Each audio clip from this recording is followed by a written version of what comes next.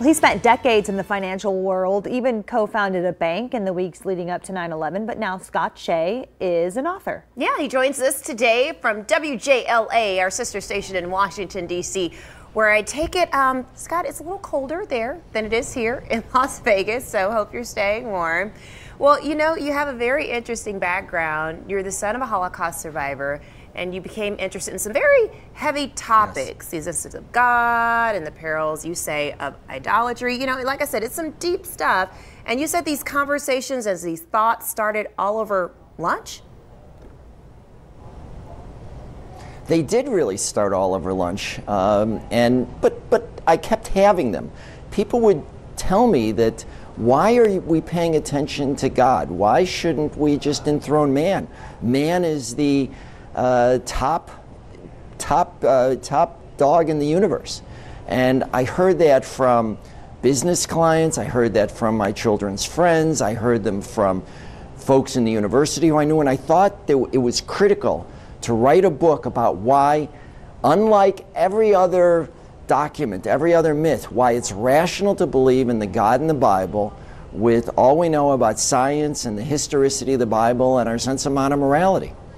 Well, you know, it's kind of interesting because, you know, as you know, we live in a world of believers, non-believers, so there are people that have a lot of different belief systems. So I guess, what are your thoughts on how we can have these different type of conversations and have these different viewpoints without it kind of just descending into chaos? Well, first of all, I think what unites us as believers, and I even argue some non-believers, is much greater than what divides us. So as part of my book, I had conversations with cardinals, with bishops, with reverends, ministers, imams, and indeed non-believers. Because I think we're at a point in humanity where the real danger is bad faith. I mean, that's sort of the reason I titled my book In Good Faith.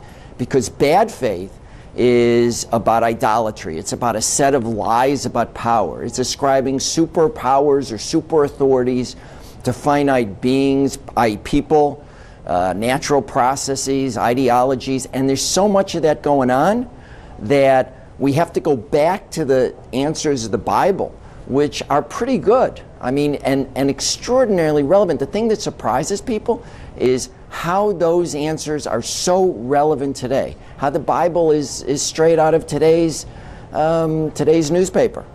Well, and that's what I set out to do.